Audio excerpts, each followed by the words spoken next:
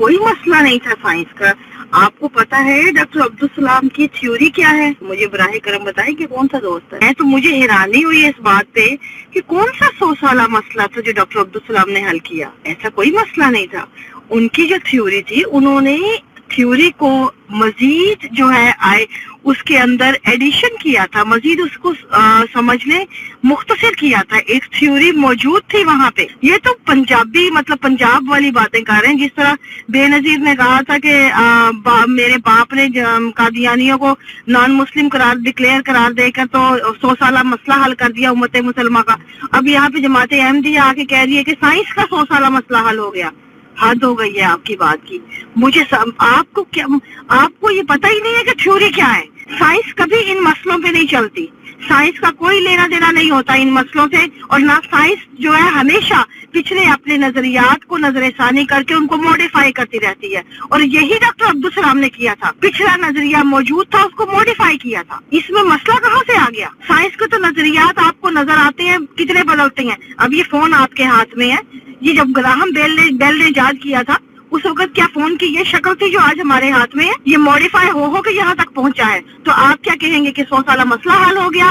اگر آئی فون آ گیا تو گراہم بیل کا 100 سالہ مسئلہ حل ہو گیا, جبکہ بات وہی ہے کہ جس نے ایجاد کیا ہے, تخلیق کیا ہے, اس کو موڈیفائی کیا گیا. آپ لوگ سائنس کو مذہب کے ساتھ دور رکھے براہ کرم. اور دوسری بات یہ کہ ڈاکٹر عبدالسلام کون تھے؟ وہ مولوی نہیں تھے کوئی کہ جہاں پہ جن کو احمدی ثابت کیا جا رہا ہے. اگر ان کو احمدی ثابت کرنا ہے تو مجھے اس بات کا جواب دیجئے کہ ڈاکٹر عبدالسلام کی 2 بیویاں, پہلی بیوی ان کی چچا زاد تھی جو ان کی شادی 18 برس کی عمر میں 16 سال کی چچا زاد سے کر دی گئی تھی. وہ سائنسدان بنے ہیں بعد میں باہر آ کر.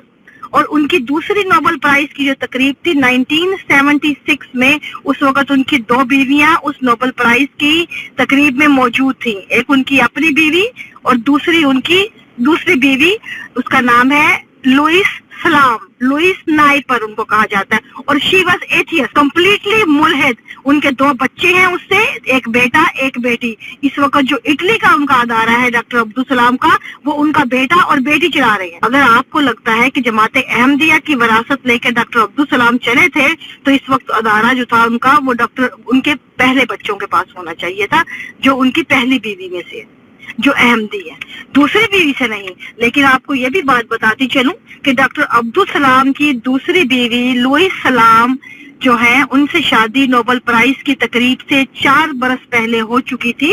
اور ڈاکٹر عبدالسلام کے مطابق ان کی بیوی ان کی اسپرچل پارٹنر, انہوں نے اپنے انٹرویوز میں اپنی دوسری بیوی کو اپنی اسپرچل پارٹنر یعنی روحانی ہم سفر قرار دیا ہے. اور یہ وہ ان کی وائف تھی جو ان کے ہم پلہ سائنسدان تھی, وہ عام گھریلو خاتون نہیں تھی. اگر آپ ان کی نکالیں, ان کی جو ریسرچ اور ان کے آپ جو قابلیت دکھائیں, وہ پریزیڈنشل ایوارڈ یافتہ انگلینڈ کی وہ بڑی مانی ہوئی قابل خاتون تھی. جماعت احمدیہ نے ان کے ساتھ کیا سلوک کیا؟ جماعت احمدیہ نے ایسی خاتون کا اپنی تاریخ میں سے نام ہی نہیں لیا. کبھی ڈاکٹر عبدالسلام کے اوپر آج تک جماعت احمدیہ میں جتنے مضامین لکھے گئے ہیں, جتنی کتب لکھی گئی ہیں, ان میں سے کہیں بھی ان کی دوسری بیوی اور بچوں کا کہیں ذکر نہیں. جسے کہتے ہیں تاریخی غداری, سب سے بڑی غداری. اگر آپ کسی کو ہیرو قرار دیتے ہیں یا کسی کو آپ کسی کی رسپیکٹ کرتے ہیں تو آپ کا اخلاقی فرض ہے کہ اس انسان سے جڑے ہر انسان سے, ہر رشتے سے, اور خصوصاً اگر وہ کسی کو اسپرچل پارٹنر کہتا ہے تو آپ اس کی رسپیکٹ کریں. لیکن آپ لوگوں نے کیا کیا؟ اپنے عقیدے کی بھینٹ چڑھا دیا اپنے ہیرو کو. ایک عقیدہ جو ہے وہ اس کو کافر قرار دیتا رہا, اور دوسرا عقیدہ ایک سائنسدان کو ساری عمر مومن ثابت کرتا رہا, پکا احمدی قرار دیتا رہا. آپ لوگوں نے انسان کو سائنسدان رہنے کب دیا؟ آپ کون سا کریڈٹ لینا چاہ رہے ہیں یہاں؟ پہلے مجھے ان کے ساتھ جو ہوئے مظالم ہیں جماعت احمدیہ کے ہاتھوں, ان کا حساب تو دے دیجئے. ان جو ڈاکٹر عبدالسلام سے آپ لوگوں نے کیے ہیں, اصولاً وہ آپ لوگوں کے لیے آپ ان کا کریڈٹ لیتے ہیں نا, تو ان کے مظالم کا حساب بھی آپ دیجئے. دوسروں سے تو میرا لینا دینا نہیں ہے کچھ, کیونکہ وہ تو کافر قرار دیتے ہیں.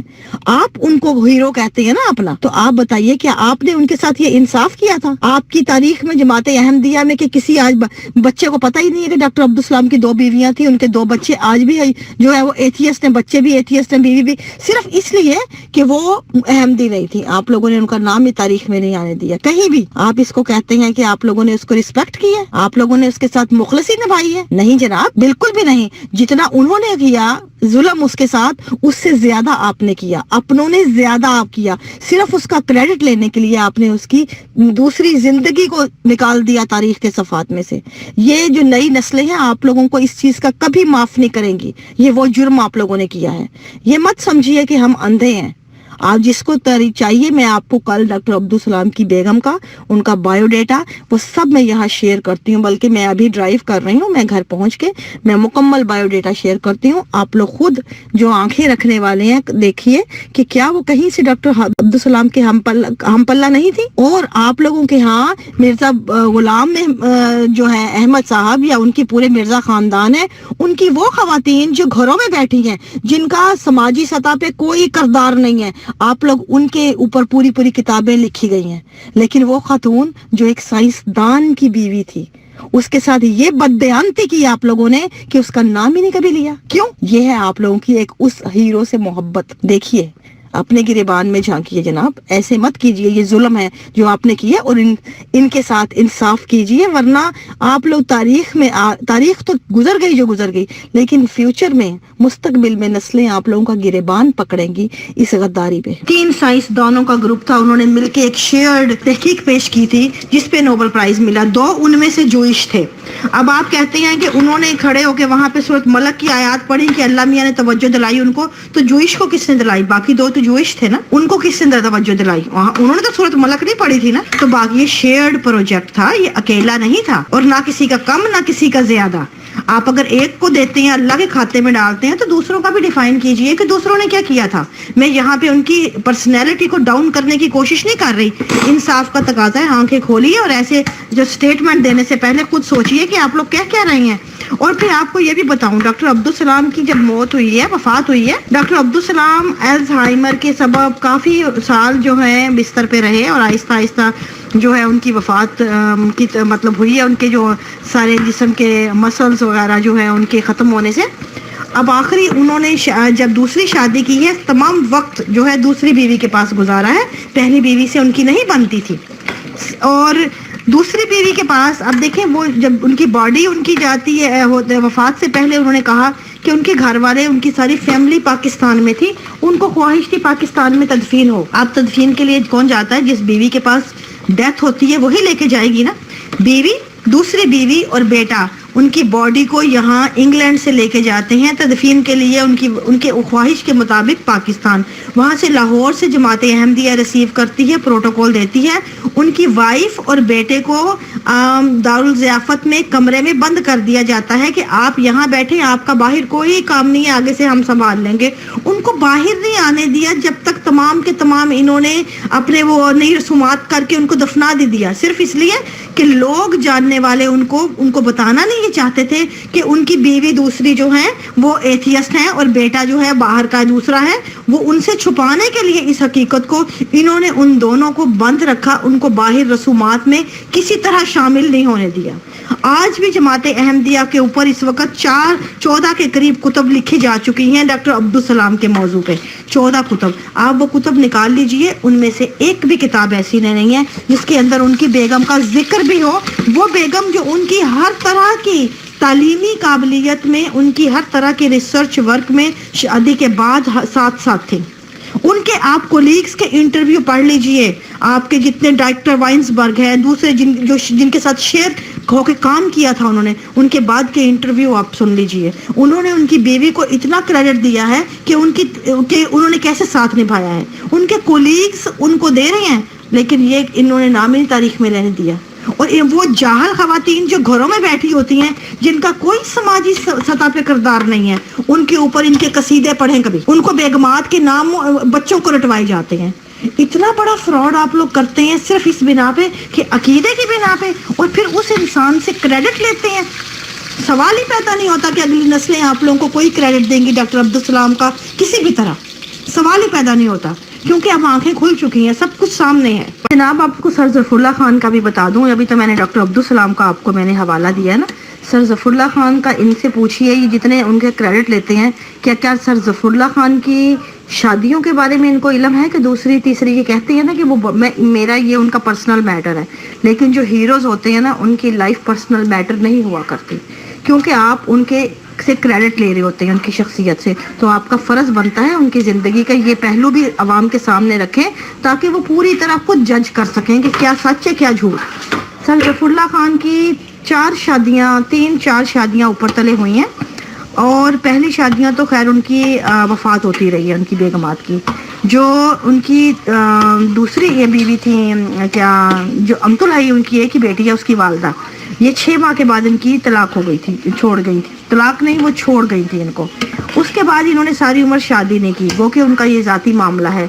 और उनके बारे में सुनने में आता है कि वो डॉक्टर गफुरुल्लाह खान बहुत कफ़ायत शार, बहुत मजहबी और बहुत थे, ठीक है, चले मान लिया। अब वो बंदा सारी उम्र शादी नहीं करता, बुढ़ापे में आके तकरीबन और डेढ़ उम्री में उनको अपनी जो है सेक्रेटरी होती हैं अक़वाम मुत्तहिदा में काम करते हुए, उनके जो उनकी भांजी या भतीजी थी, कोई ईरानी थी शायद, वो लड़की अफ़गानी ईरानी इसी कल्चर की, वो पसंद आ जाती है। और उसकी उम्र थी कोई 18 बरस के करीब, 17-18 बरस, कम से नहीं। वो पसंद आ जाती है, इतनी पसंद आ जाती है कि उसको निकाह की ऑफ़र की जाती है। उसके इनकार करने पे उसको उस ज़माने में राउंड अबाउट 2.5 लाख के करीब निकाह हक महर की ऑफ़र दी जाती है। आपको उस ज़माने का हिसाब किताब निकालें, 2.5 लाख आज के नहीं है, ये 2.5 लाख उस ज़माने के हैं जब 1 लाख का सोचना भी 1 करोड़ के मुतरादिफ था।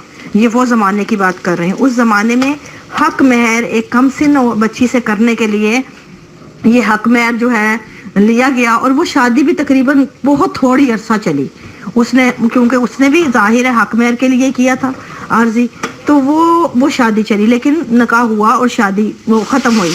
अब मेरा सवाल यहाँ पे ये है, गो कि ये पर्सनल मैटर है उनके, मैं उनको तनकीद नहीं यहाँ पे कर रही, मैं तनकीद नहीं, ये मेरी बात याद रखें, मैं कोई तनकीद नहीं कर रही किसी पे। मैं सिर्फ ये पूछना चाहती हूँ कि क्या ये वाले मामलात भी आवाम के सामने आने चाहिए कि नहीं। जब आप किसी भी हीरो को, किसी भी इंसान को जो उसकी दुनियावी काबिलियत है उसमें से निकाल के उसको दीनी सतह पे ताज पहनाने लगते हैं ना, तो आप अवाम अपनी नस्लों से गद्दारी करते हैं। उसकी काबिलियत में कोई शक नहीं है मुझे, ना मैं उसकी काबिलियत को घटा रही हूँ यहाँ, लेकिन आप लोग उसको असल काबिलियत से हटा के उसको वो काबिलियत देना चाहते हैं जो उनकी नहीं होती। इस आप लोग बेईमानी में आप लोग उसके ऊपर बहुत ज़्यादा जो है गलत बयानियाँ करते हैं और उसकी शख्सियत को ऐसे तरोड़ मरोड़ के पेश करते हैं जो वो होती नहीं है। इसीलिए मैंने आपको ये मिसाल दी है कि ये सामने एक इंसान जो है इस उम्र में आके जब शादी करता है, ये बिल्कुल दुनियावी एक ख्वाहिश है, ऐसा मरहला है जो कोई भी इंसान कर सकता है। ख्वाहिश थी, होगी, ठीक है, वो जज थे, काबिल थे, माना, लेकिन वो जो आप बताना चाह रहे हैं वो वैसे नहीं थे, मौलवी नहीं थे, वो पक्के अहमदी नहीं थे, सोच ज़रूर कदामत पसंद थे, इसमें कोई शक नहीं है, क्योंकि वो ज़माना ऐसा था ना।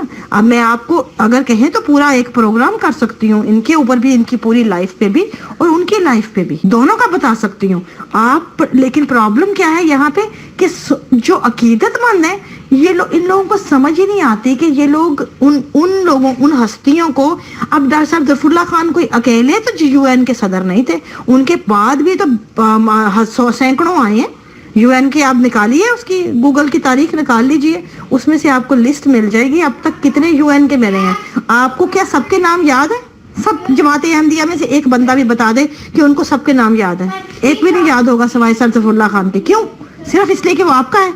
ये तो फेवरेटिज्म हुआ ना। और साइंसदानों में कितनों ने नोबेल प्राइज लिए हैं, कितनों के नाम याद है इनको? उन डॉक्टर अब्दुल सलाम की थ्योरी के साथ ही बाकी 2 जो हैं उनके नाम नहीं पता होंगे। क्यों? क्योंकि वो फेवरेटिज्म है, आपको सिर्फ अपना बंदा याद है। दूसरों ने भी वही किरदार किया, कईयों ने उनसे बेहतर किए, उनसे कोई सरोकार नहीं है। इसे कहते हैं बददयांती। ना मैं उनको जज कर रही हूँ यहाँ पे, ना मैं कोई गलत सही के फतवे दे रही हूँ, नहीं, मैं सिर्फ इतना कह रही हूँ कि एज अ हीरो जिस तरह आप बाकी तमाम लोगों के पूरे पढ़ाते हैं تاریخ میں رٹواتے ہیں نام. آپ بتائیں کہ کتنے مرزا خاندان کے بچے کے نام جماعت احمدیہ کو باقاعدہ رٹوائے جاتے ہیں کورس کی کتابوں میں.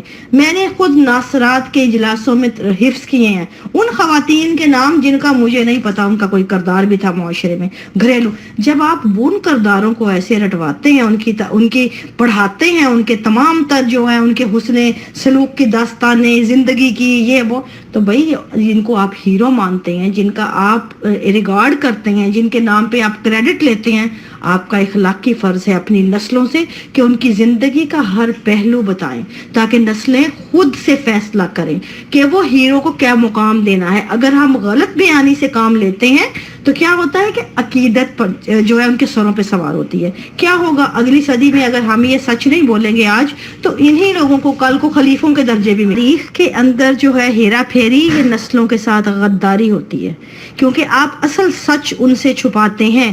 جو بھی ہے جیسا بھی ہے پورا آنا چاہیے. ہم بطور انسان ہر طرح کے فیصلے کرنے کا حق رکھتے ہیں اور ہمیں کرنے چاہیے، لیکن ہم اپنے آپ کو مذہبی ثابت کرنے کے لیے، اپنے آپ کو پکے احمدی ثابت کرنے کے لیے ایک سائنسدان کو مولوی بنا دیتے ہیں، ایک جج کو مولوی ثابت کرنے پہ لگے رہتے ہیں. بلکہ آپ کو پتا ہوگا شاید کہ سر ظفر اللہ کا نام تو خلافت کے لیے بھی جو ہے ہوا تھا، سلیکٹ ہوا تھا. آپ کو پتا ہے اس بات کا؟ انہوں نے انکار کیا تھا.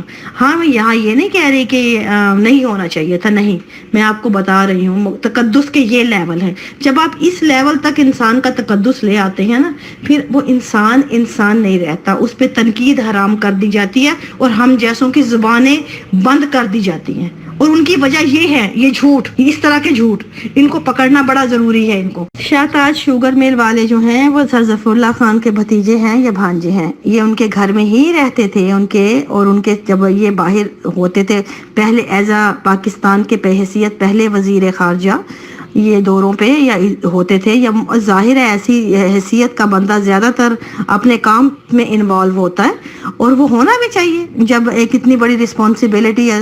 لیکن وہاں سے جو وائف تھیں ان کے تو ازواجی حقوق تو پورے نہیں ہوتے تھے، تو ظاہر ہے ان کی اپنی نیڈ تھی، ان کی اپنی ذمہ داریاں تھیں، ان میں بیلنس نہ ہو سکا اور ان کی وائف کا جو افیئر تھا گھر میں رہتے ہوئے ان کے سگے بھتیجے کے ساتھ چل پڑا اور وہ بیٹی کو ان کے پاس چھوڑ کے اپنے بھتیجے کے ساتھ چلی گئیں اور جا کے ان سے شادی کر لی. اب یہاں ان سے لے لیا خود. اب یہ ہوئی تھی سٹوری. اب دوسرا پہلو یہ آتا ہے کہ ان کے ساتھ اس کے بعد وہ ان کے ساتھ رہی ہیں ساری عمر. اب آپ دیکھیں جو بہشتی مقبرہ جس میں وصیت کا کاروبار چلتا ہے، یہ کہا جاتا ہے تمام بہشتی لوگ ہیں کیونکہ ان کی وصیت ہے. اب اسی بہشتی مقبرے میں سر ظفر اللہ خان کی بیگم بھی ہیں جو ان کے بھتیجے کے ساتھ تعلقات میں رہ کے نکل گئیں. ان کا بھتیجا بھی جو تھا وہ جو چچی کے ساتھ رہا اور پھر نکاح کیا گو کے بعد میں، وہ بھی اور سر ظفر اللہ خان بھی، تینوں جو ہیں ایک ہی بہشتی مقبرے میں مدفون ہیں. اب مجھے آپ یہ بتا دیجئے ان تینوں میں سے آپ کس کو ہیرو قرار دیں گے؟ شاہ تاج چھوٹا آدمی نہیں تھا، ظاہر ہے اس کے ساتھ بھی مفاد وابستہ تھے. یہ ساری پیسے کی گیم ہے. پیسہ آپ کو بہشتی بھی ثابت کر سکتا ہے. اصل بات یہ ہے آپ کی جیب میں پیسہ ہے تو آپ بہشتی ہیں، میرے پاس نہیں ہے میں جہنمی ہوں. یہ ہے جو آپ کے معیار اس کے ثواب کے گناہ کے.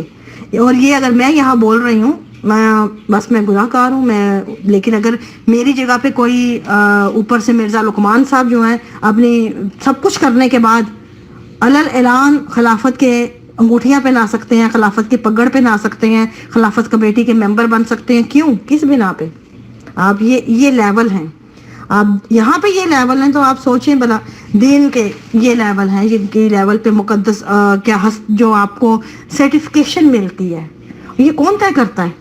یہ کرپٹ ذہن، فیورٹزم، کرپشن، ایک کنفیوزڈ مائنڈ سیٹ، منافقت کی انتہا. اور آپ کو یہ چیزیں اتنے سوال بکھرے نظر آتے ہیں ہر قدم قدم پہ کہ آپ ان کو چننے لگیں تو میرا خیال ہے آپ کی عمر گزر جائے گی ان کے جواب تلاش کرتے. لیکن آپ کو بند کر دیا جاتا ہے بولنے سے. کیوں؟ اس لیے کہ اس سے آپ کی عقیدت کی کلئی اترتی ہے، جو برین واشنگ ہے وہ دھلتی ہے. اب جب میں یہ سوال کرتی ہوں، بولتی ہوں، میرے ساتھ سننے والے جو ہیں بہت سے لوگ ہیں، چاہے مجھے غلط کہیں، برا کہیں، جتنی مرضی گالیاں دیں، لیکن کہیں نہ کہیں یہ سوال ان کے ذہن میں ضرور اٹھے گا کہ اس کے پیچھے کیا وجہ تھی. اور یہی وجہ ہے کہ سوال جو ہے یہ بڑے سے بڑے جو طاقت کے ایوان ہوتے ہیں ان کو ہلا کے رکھ دیتا ہے، یہ وجہ ہوتی ہے۔ اب آپ جب سوال کرنے بند کر دیتے ہیں عقیدت میں تو اس میں نقصان نسلوں کے ہوتے ہیں، چاہے وہ کوئی بھی ہو، کسی طرف بھی۔ اور انہوں نے یہ بہت بڑی تعداد میں کیا ہے، سارے کے سارے دولہ شاہ کے چوہے پیدا کیے ہیں، اور ان کی وجہ یہ ہے کہ ان کو خلافت کے کھونٹے سے باندھ کے ریموٹ جو ہے نظام جماعت کے ہاتھ میں ہے، انہوں نے وہاں سے ریموٹ آن آف آپ کو کرنا ہے۔ آپ تو کسی کو یہ نہیں کہہ سکتے، اگر کوئی انسان جسا ندا کا ریپ ہوا تھا نا، وہ بیچاری یہاں پہ تڑپ تڑپ کے چیخیں، وہ معمولی عورت نہیں ہے میری طرح کی، مجھے تو یہ 1 منٹ میں لتاڑ ماریں گے نا، کچھ بھی کہہ دیں یہاں سے ثابت کر دیں گے میں فحاشہ ہوں، میں بد کردار ہوں، اس کی مت سنو، یہ ہے۔ لیکن آپ سوچیں، ندا ایک خلیفہ کی پوتی ہے، ایک خلیفہ کی نواسی، اس کا باپ آج بھی خلافت کمیٹی کا ممبر ہے، اور وہ کس پہ الزام دے رہی ہے؟ اپنے سگے باپ کے اوپر۔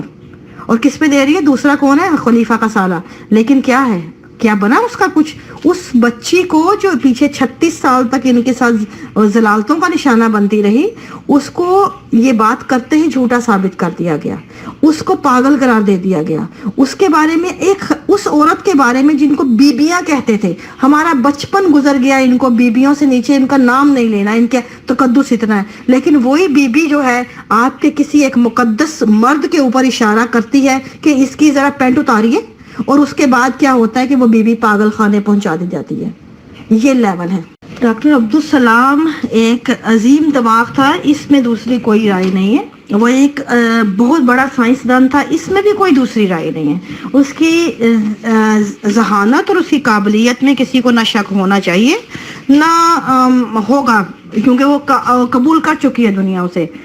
لیکن اس کے ساتھ ساتھ اس کو یہ ہرگز نہیں کہا جا سکتا کہ ایک انسان اگر ذہین ہے تو آپ دوسروں کو کہہ دیں کہ بھئی اس نے 100 سالہ مسئلہ حل کر دیا۔ کیوں بھئی؟ آپ کو پتہ سٹیفن یہ جو ہاکنز ہے اس نے کتنے مسئلے حل کیے ہیں؟ بلیک ہول کی تھیوری اس نے دے کے دنیا پہ کتنا بڑا احسان کیا ہے، اتنا تو آپ کو میرا خیال ہے اس صدی کا سب سے بڑا دماغ اسی کو قرار دیا گیا۔ تو آپ اس کے بارے میں کیا کہیں گے؟ وہ تو ملحد ہے۔ اگر ان چیزوں کے فیصلے سائنس اگر نظریات پہ یا مذاہب کی بنیاد پہ فیصلے کرنے لگے نا، تو پھر آپ کے ہاتھ میں جو چیزیں پکڑی ہیں نا زیادہ تر وہ نہ ماننے والوں کی ایجاد ہیں۔ یہ بات آپ یاد کر لیں، اس میں مذاہب کا قطعاً کوئی لینا دینا نہیں ہوتا ان چیزوں میں۔ ان چیزوں کو مذہب کو سائنس سے ہمیشہ الگ رکھیں گے، اور یہی وجہ ہے کہ سائنس کی ترقی کی، کہ سائنس ہمیشہ اپنے نظریات بدلتی آئی ہے، بالکل فطرت کے اصول کی طرح، جس طرح فطرت میں ہر پل جو ہے تغیر برپا ہے۔ اگر آپ لوگ ایک جگہ کھڑے ہو جائیں گے حتمی چیزیں لے کے کہ اب اس سے ہلنا ہی نہیں ہے، تو پھر وہ ٹھہراؤ آنا، جمود آنا، موت آنی تو لازم ہے نا۔ پھر یہی کچھ ہوگا جو ہو رہا ہے، ایک دوسرے کی ٹانگیں کھینچیں، کوئی بن گیا آگے چلا گیا، اس کی ٹانگیں پکڑ کے چڑھ گئے اوپر، لیکن اس کے اوپر سے اپنے اس کو ثابت کرنے کی کوشش کرنے لگ گئے کہ یہ ہمارا بندہ تھا۔ اس سے کچھ نہیں ہوتا۔ آپ ایسے کیجئے، سٹیفن ہاکن کو ثابت کیجئے وہ کن کا بندہ تھا، کیونکہ اس نے تو بلیک ہول کی تھیوری دے کے میرا خیال ہے کیا کیا کچھ ثابت کر دیا۔ وہ بھی اس بندے نے جو ایک ویل چیئر پہ پڑا ہے اور اس کی صرف ایک انگلی ہل رہی ہے۔ آپ اس کو کیا کہیں گے؟ پورا جسم اس کا ساکت ہے، صرف ایک انگلی ہل رہی ہے اور دماغ زندہ ہے۔ اس کے بل پہ اس نے اتنی بڑی تھیوری دے دی۔ کیا اس سے بڑا کوئی آپ کو نظر آتا ہے کوئی دوسرا اس کی مثال؟ پوری دنیا میں، پوری رہتی دنیا میں ایسی کوئی مثال آپ کو ملے گی؟